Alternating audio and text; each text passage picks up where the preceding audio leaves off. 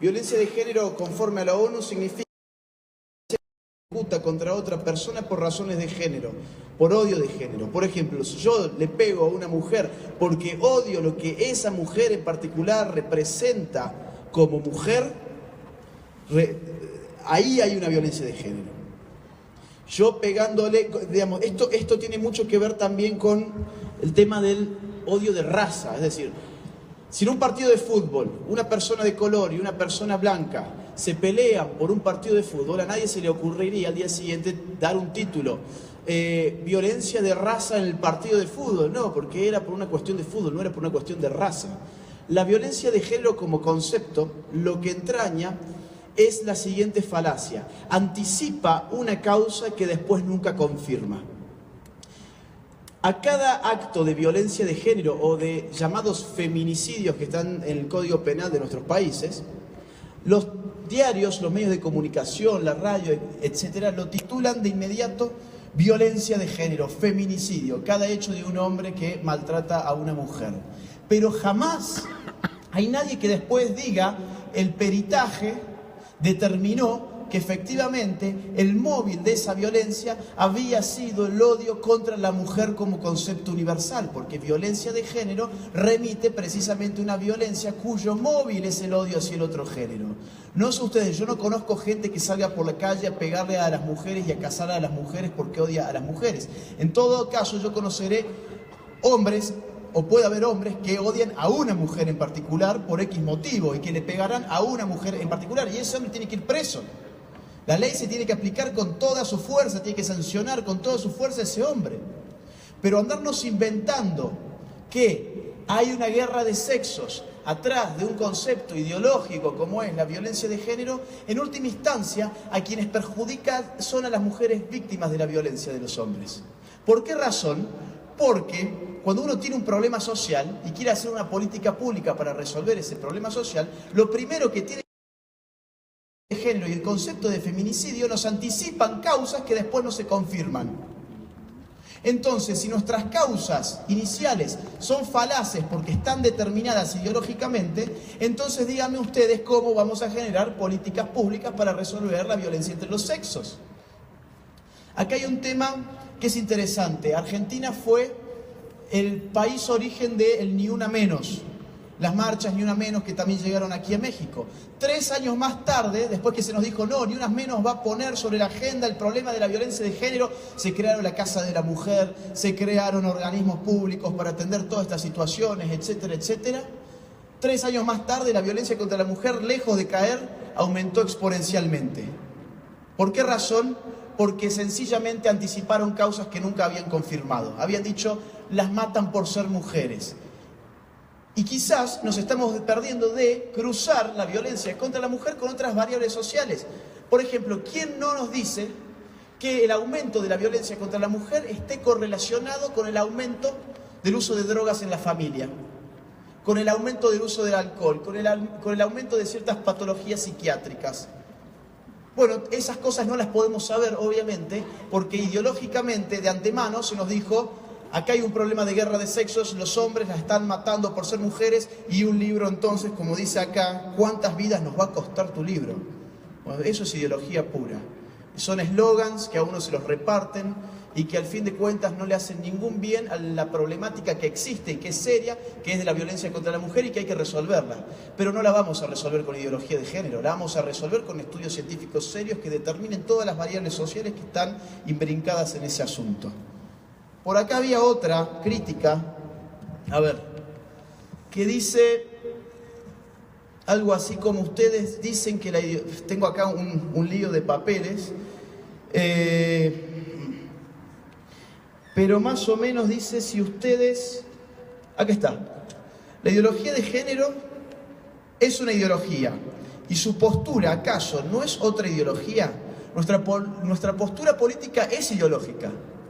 Nuestra postura política, pero por eso diferenciamos cuando iniciamos la anticientificidad de la ideología de género a partir no de ideología sino de datos científicos. Por ejemplo, ¿qué no es ideología? Remitirnos al más importante experimento que sobre la genética humana que se llamó Genoma Humano y fue llevado adelante hace 6 años. En ese experimento se mapearon entre 20.000 y 25.000 genes humanos. Y después se constató que más de 6.500 genes operaban de manera distinta entre hombres y mujeres. Más de 1/3 de nuestros genes operan distintos según los sexos. ¿Dónde hay ideología en esa afirmación? Que alguien me lo diga. Es decir, obviamente que tenemos nuestra ideología que es política. Ahora bien, para rebatir a la ideología de género, ustedes se van a encontrar con informes científicos duros, empíricos, serios, en el libro que rebaten esta cuestión de no se nace mujer, llega a uno a serlo, en verdad la sexualidad lo que importa es la cultura, la construcción social y la autopercepción, etcétera, etcétera. Las neurociencias, ¿qué nos han dicho? Incluso nos han hecho saber que los cerebros de las mujeres y de los hombres no son lo mismo, y no se escandalicen, no significa que uno sea mejor que el otro. Significa, por ejemplo, que el cerebro de la mujer está mucho mejor interconectado en sus laterales, en sus hemisferios, que el del hombre, y es por eso, por ejemplo, que las mujeres están mucho menos expuestas a enfermedades tan graves como la esquizofrenia. Ni en eso somos iguales, y sin embargo nos hablan de igualdad de género, etcétera, etcétera, como si fuésemos lo mismo. Entonces, ¿dónde está, cuál es el fin de la ideología cuando aparecen estudios científicos serios como los que estoy citando? Nuestra ideología política es una cosa, que claro que la tenemos y la asumimos con orgullo. Ahora bien, cuando rebatimos a la ideología de género con argumentos de ciencia, lo van a poder ver en el libro cuando lo lean. No te enojes tanto.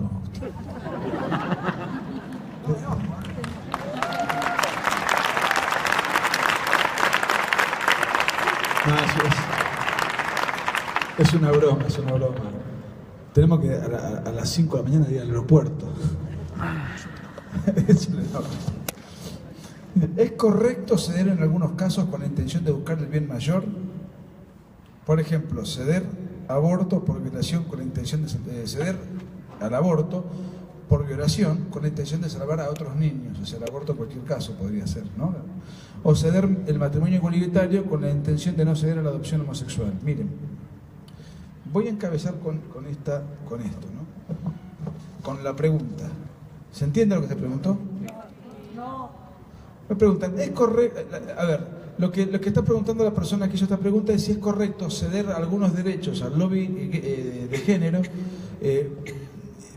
cederle algunas cosas para tratar de que no acaparen todo. Bueno, te damos esto, medio como que negociamos.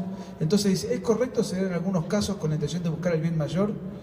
Por ejemplo, ceder en el aborto por violación con la intención de salvar el resto de los casos de aborto por la legislación. O ceder en el matrimonio igualitario con la intención de no dar la adopción a ese matrimonio. O sea, le damos pero no la totalidad de los derechos. Pues bien, vamos por partes. Primero hay un error en la pregunta. Entiendo la pregunta y es una pregunta interesante, pero hay un error conceptual. ¿Es correcto hacer en algunos casos con la intención de buscar el bien mayor? En realidad, lo que se está buscando es el mal menor. No se está buscando el bien mayor. Porque el bien mayor, en el caso del aborto, sería que no, desde nuestra posición, sería que no haya aborto en ningún caso. Entonces, ceder en el aborto para evitar otros atropellos sería evitar el mal mayor. Entonces estamos cediendo en el mal menor. Independientemente de esto, hay un tema que es interesante.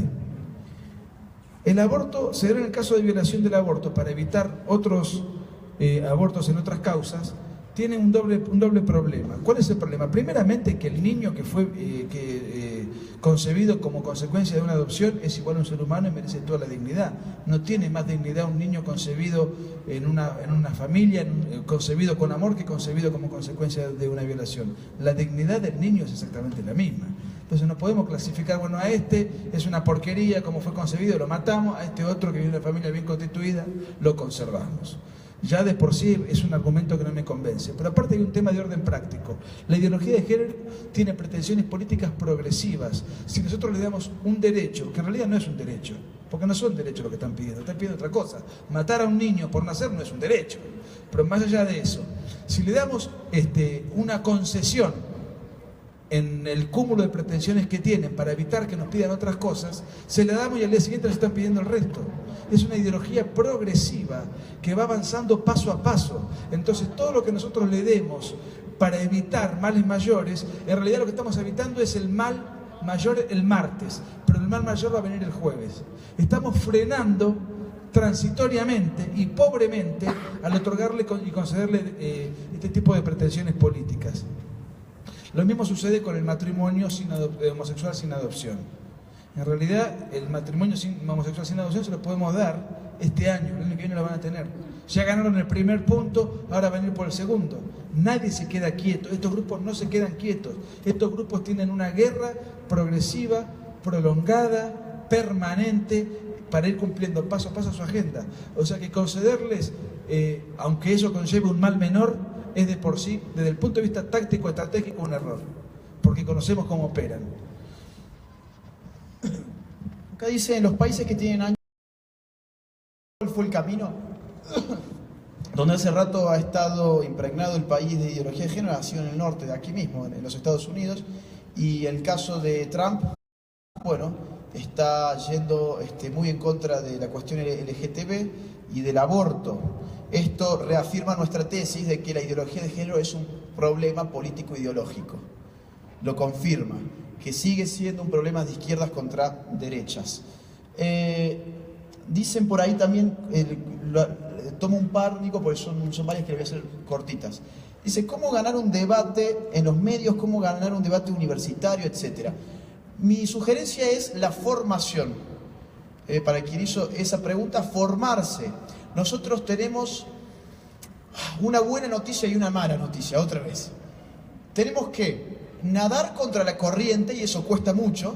Significa conseguir libros que no se consiguen en el mercado fácilmente como este. De hecho, me avisan ahora que se agotó, ¿no? Ya no hay más. ¿Quedaría uno o este es suyo? Ah. Si no, para los que se han quedado sin, está en Amazon, pero fíjense, no es fácil traer un libro underground, digamos. Entonces, las personas que están con nuestra postura tienen que esforzarse mucho más de lo que tienen que hacer aquellos que dejan irse con la corriente. Nosotros tenemos que nadar contra la corriente, tenemos que leer a los ideólogos del género, tenemos que leer, el libro negro de la nueva izquierda, tenemos que formarnos, informarnos, tener los argumentos. Del otro lado hay eslogans, puros eslogans. ¿Cuántas vidas va a costar tu libro? Etcétera, ¿no? Puro eslogan. Entonces, nadar contra la corriente es una mala noticia desde el punto de vista que tiene un costo. Es decir, es un costo en el sentido de que se necesita tiempo, se necesita estar focalizado, se necesita de tener ganas de hacerlo. Ahora bien, imagínense ustedes una carrera de natación que se enfrenta una persona que nadó toda su vida en un río contra la corriente y contra una persona que fue siempre con la corriente. ¿Quién va a ganar esa carrera de natación? Ahí está la respuesta. Es decir, los que nadamos contra la corriente generalmente nos imponemos en los debates porque hemos necesitado estudiar mucho para poder ser políticamente incorrectos, para poder decirles no al consenso general que uno absorbe desde los medios de comunicación, desde la escuela o desde las universidades. Última que, Tommy, ya ahí te cedo. Dice, ¿qué es lo que ustedes consideran que sería lo más idóneo que nosotros podríamos hacer? Hay varias preguntas, son un montón, pero hay muchas que nos preguntan qué se puede hacer. Nosotros siempre decimos, esto es un problema preponderantemente político, predominantemente político. Significa que aquí a una acción política, que no significa crear un partido político. Ni siquiera les quiero sugerir a qué partido político tienen que darle su voto, porque si no me van a echar de México de los amigos de la jornada. Lo que yo digo es lo siguiente, entender la política como una acción civil, como una acción cívica, no partidocrática necesariamente. Entender la lógica de la política es entender algo así como cómo se juega el fútbol. No es tan distinto. En el fútbol gana aquel equipo que hace más goles. Para hacer goles, ese equipo tiene que tirar la pelota contra el otro arco. En la política gana el partido político que más votos saca. Para ganar votos, los políticos tienen que hablar y decir las cosas que ellos piensan que la gente quiere escuchar. Un político que quiere innovar ideas, que viene y dice un mensaje que él sabe que al público no le gusta, es un político que pierde las elecciones. Entonces lo que nosotros tenemos que mostrarle a los políticos es que acá ha habido una disociación entre la opinión pública, que es la opinión de la sociedad mayoritariamente hablando, y de la opinión publicada, que es la opinión de los medios de comunicación minoritarios, que sin embargo tienen el poder de la pluma y de la impresión, y de las cámaras. Mostrar esa diferencia implica salir de las iglesias, salir de la familia, salir del confort de nuestro hogar. Significa organizarse, marchar muchas veces, no solamente una, para que los políticos vean, tomen nota de eso y digan, miren, cada una de esas cabecitas es en verdad un voto. Y voy a pensar 2 veces si estoy a favor o no de la ideología de género. Porque mirá todos los votos que puedo perder o mirá todos los votos que puedo ganar. Esa es la mentalidad de la política práctica. Entonces, donde esta receta se ha aplicado, la ideología de género no ha ingresado, se ha despachado. Como por ejemplo el caso del Perú, donde se marchó en las calles durante mucho tiempo y sacaron millones de personas. Y los políticos tuvieron que tomar nota de eso y tuvieron que descartar la posibilidad de meter en la currícula escolar la ideología de género. Si no nos movilizamos, si no nos hacemos opinión pública, entonces solamente la opinión publicada va a ser la que los políticos lean.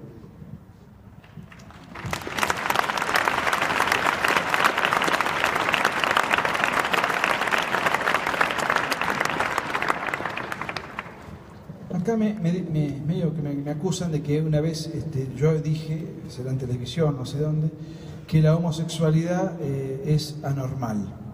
Entonces me preguntan sobre eso. Miren, vamos a aclarar algunas cosas. El capítulo, que es la parte que yo escribí y que es la mitad del libro, no es un libro sobre la homosexualidad, sino que es un libro sobre el homosexualismo ideológico político, la homosexualidad militante en cuanto al LGBT, etcétera, etcétera, sus ideólogos, sus consignas, sus pretensiones.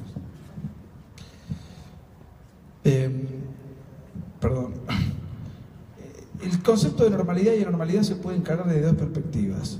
Una desde una perspectiva cuantitativa. Se utiliza, por lo menos desde el punto de vista coloquial. Es normal que en México se coma con mucho picante, por ejemplo. Es normal. No es normal en Argentina. Es una concepción que a mí mucho no me agrada. Yo diría, es frecuente, desde el punto de vista cuantitativo, desde el punto de vista estadístico, es frecuente que en México se coma con mucho picante. Por ejemplo, Agustín, y esto lo digo de verdad, tiene una inteligencia infrecuente. No podría decir que es una normal, porque no se sabe si lo estoy elogiando o si lo estoy insultando. Entonces no me gusta a mí mucho la palabra utilizarlo normal o anormal en función de lo estadístico. Pero la homosexualidad es anormal en el siguiente sentido. Es anormal porque viola la norma. Porque viola la norma. ¿Qué norma violas? ¿Qué norma viola? Viola las normas del orden natural. Lo anormal es aquello que es anormativo, aquello que es no normativo, que no cumple con la norma, que no se sujeta a la norma. Y esa es la definición de la normalidad, de lo normativo. Es aquello que se ajusta a la norma o que sirve y sigue a la norma. ¿A qué norma, me van a decir? A las normas legales no, porque la homosexualidad no está prohibida, por suerte no está prohibida, en los países comunistas sí está prohibida. ¿A qué normas? A las normas que emanan del orden natural. ¿Y qué es el orden natural? Bueno, el orden es la recta disposición de las cosas según su fin, y lo natural es aquello que nos es dado. Desde esa perspectiva, sin ánimo insultante, técnicamente no es inexacto decir que es una anormalidad. Digamos, o sea que no lo dije desde una perspectiva insultante, lo pude haber dicho, porque probablemente lo dije, técnicamente, conceptualmente. Y acá voy a leer que quedaron alguna pregunta más, ya estamos.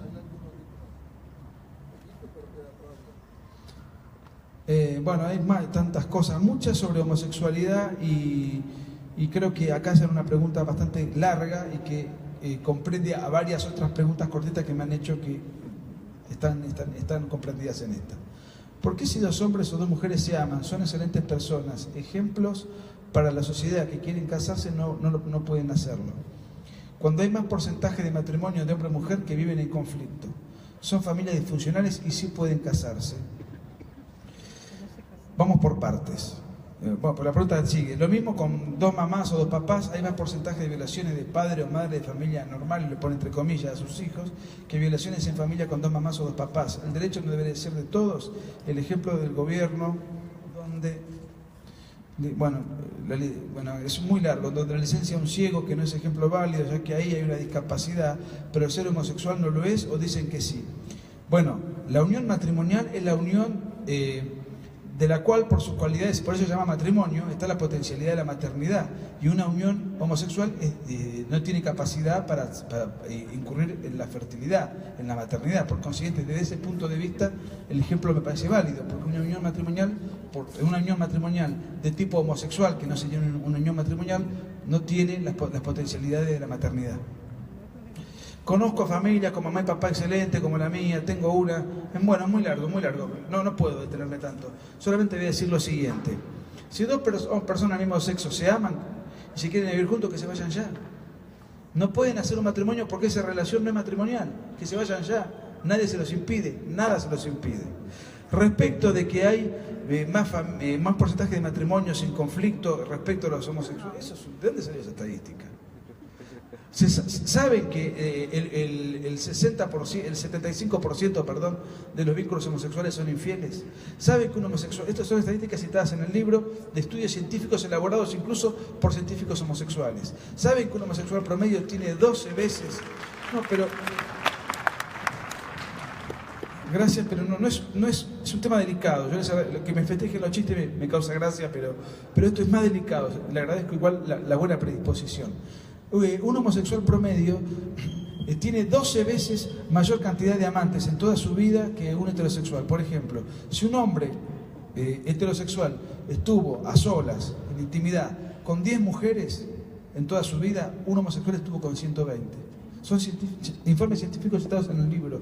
¿De dónde salió que son parejas estables, afectivas, mejores que las heterosexuales? Eso estadísticamente es inexacto.